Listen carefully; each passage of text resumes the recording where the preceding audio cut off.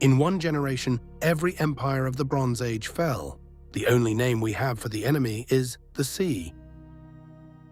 Around 1185 BC, in the wealthy port city of Ugarit on the Syrian coast, a king dictated a letter that still exists.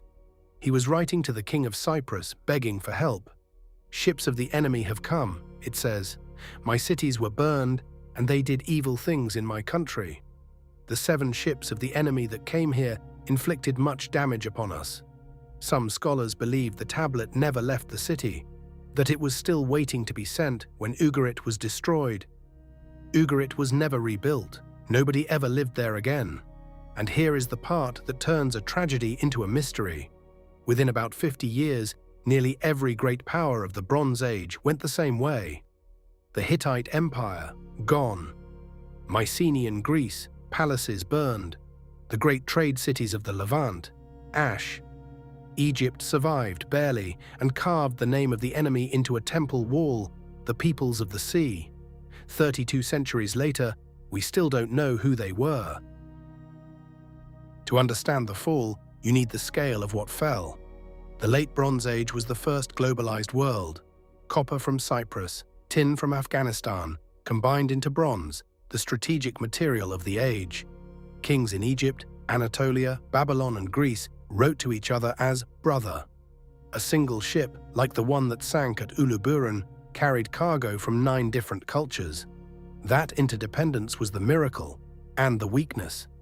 Tin had to cross thousands of kilometers to make a single sword. Palace economies ran on scribes, treaties, and predictable harvests. It was a machine with many moving parts and no redundancy. Around 1200 BC, the parts started failing all at once. Then the portraits of the enemy turned up, carved into a temple wall.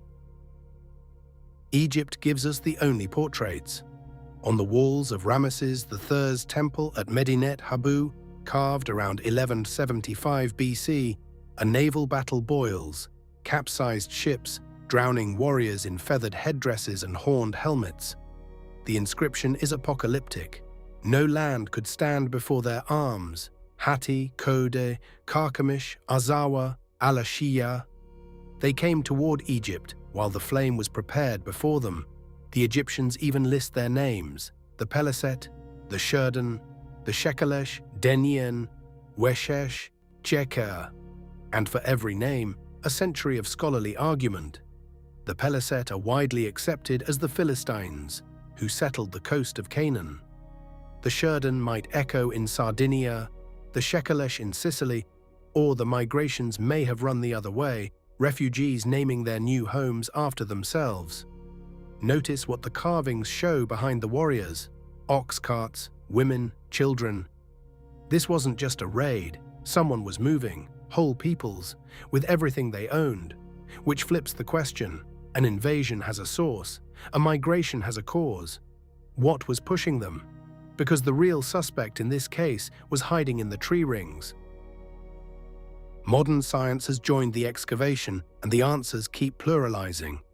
Pollen cores from the Sea of Galilee and tree ring data show a severe decades-long drought across the eastern Mediterranean, beginning right around 1200 BC.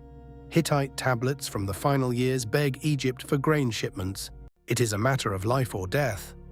Seismologists point to an earthquake storm on the Anatolian faults in the same window.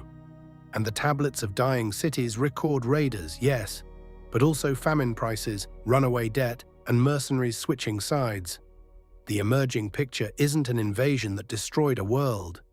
It's a world already buckling: drought, hunger, quake-damaged cities, broken trade, whose desperate displaced people became the wave that broke it.